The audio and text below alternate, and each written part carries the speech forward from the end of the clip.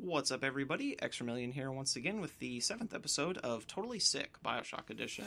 This time, we ended up in Tenenbaum's safe house, because she got us after we passed out, and this is where she keeps all of the little sisters who are no longer under the influence of Adam, so they're basically just normal little girls. And since I've got some time to kill before I can get out of here, I should go ahead and say that this video will actually contain 3 levels. This one we're in currently, Olympus Heights.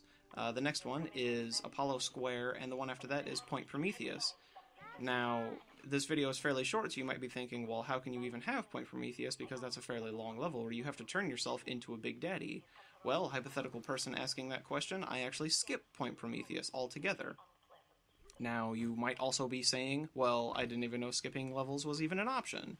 And thanks to various videos on the internet, like those from the excellent Bioshock Wiki and the speedrun of Bioshock on the Speed Demos archive, various tricks I've learned from them include being able to skip not 1 but 2 levels in this game. The first one is Arcadia, which I would have loved to have skipped because I hate that level, and the second one is Point Prometheus. Now, the downside to that is that I don't collect either the health upgrade or the second level of damage research or the second level of Human Inferno.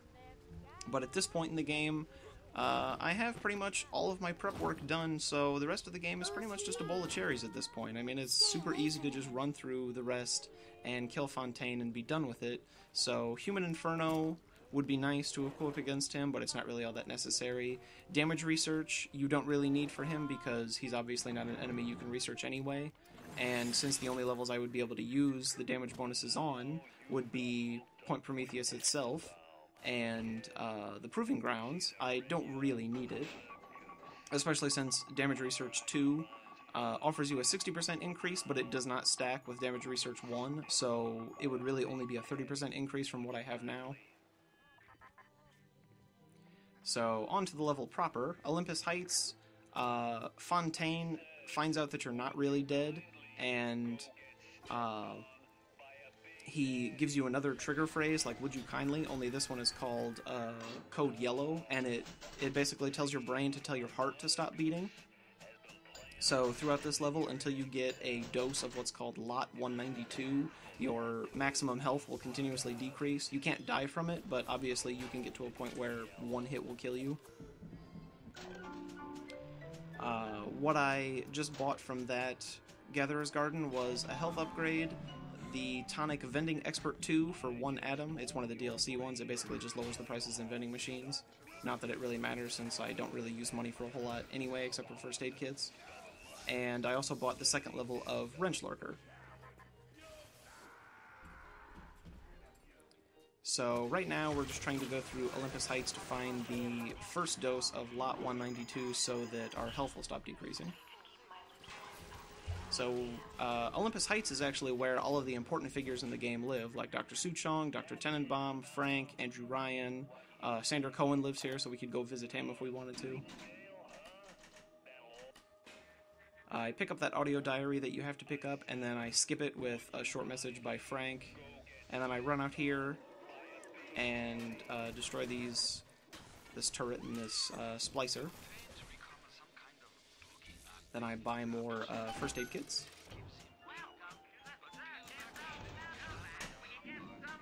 And then I have to skip the next radio message so that I can use the elevator to get up into Frank's office, which is incredibly ostentatious. I mean, he must have had like a crap ton of money to afford his ridiculously extravagant office, which even has like a life-size polar bear in it. I'm not even sure how they got that to the bottom of the ocean, but whatever. Always secret when with Suchong, always secret.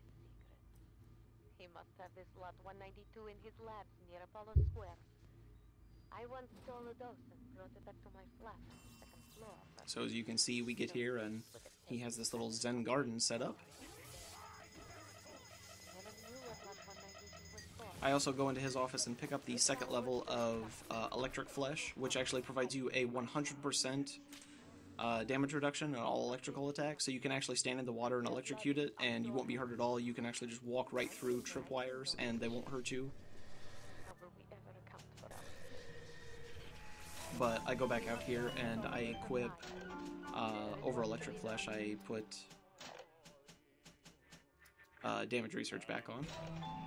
So now that we've gotten Lot 192, the first dose, it makes our plasmids randomly switch, even to ones that we don't have right now. So at this point in the game, if you didn't have all of the plasmids, it's kind of cool because, like, if you didn't have the maxed out level of Electrobolt 3, well, it'll randomly switch to whatever the maximum version of that tonic is. The compound is taking hold. The effects of the mental Not that that's of projection are any now real gone, benefit to us. but there will certainly be side effects. So now, of course, Lot 192 side effect means we need to go to Apollo Square and find the second dose of Lot 192 so that all of our plasmids and stuff will turn back to normal.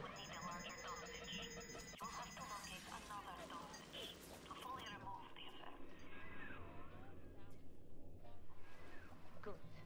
Now go find So now that I have that, I can basically just leave this little part and go to Apollo Square, the other little side area for this part.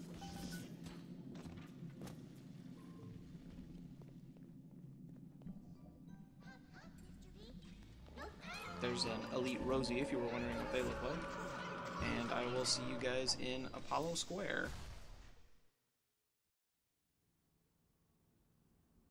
And we're back, and now we're running through Apollo Square. This, in sharp contrast to the previous level we were just in, this is where all of the poorer people in Rapture lived, all of the workers. I mean, Rapture was already pretty run down after the Civil War, but this level looks pretty crappy compared to most of the other ones. There's like newspapers and dirt and stuff all over the place. Besides the second dose of Lot 192, the only other major important thing that I get here is the third and final level of Medical Expert, the one that increases how much first aid kits heal you for. The third one will allow them to heal you for 60% more. But pretty much the rest of this level is just running past all the security stuff, running past splicers, and going into the medical clinic of Dr. Suchong. And it's funny, in the place where you find the second dose of Lot 192, you can actually see Dr. Suchong's body impaled on a table with a Big Daddy drill in it, and you can find an audio diary that explains how he died. He's the one who actually mind-controlled all the little sisters. He's the one who implanted the fake memories in Jack to think that he had a family. So, it's nice that he got his comeuppance. So, now that I am no longer under Fontaine's control, I go pick up Medical Expert 3, and then that's pretty much it. I can just leave the level. I'm not sure why that splicer was red, or covered in jam, or whatever he was supposed to look like, but it doesn't really matter to me.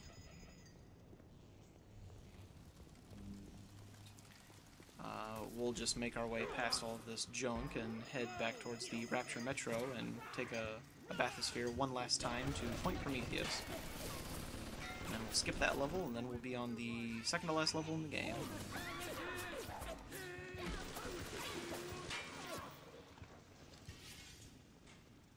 Another funny thing, I jumped down into the Rapture Metro and sort of like Goomba stomped this leadhead splicer. And I decided they're not even really worth fighting, so I just skip them and go into the elevator.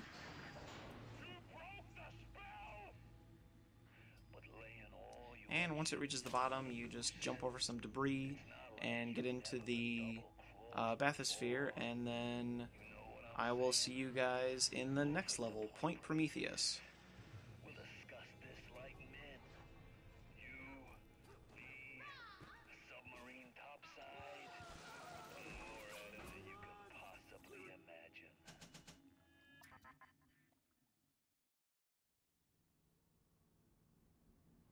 Alright, here we go, ready to skip Point Prometheus. The way this trick works, I don't have a whole lot of time to explain it, but basically there's two types of triggers for scripted events in the game. One is a look trigger, which means when you look in that thing's general direction, that's when the event starts, and the other one is a floor trigger, which means once you pass over a certain area, the scripted event will start.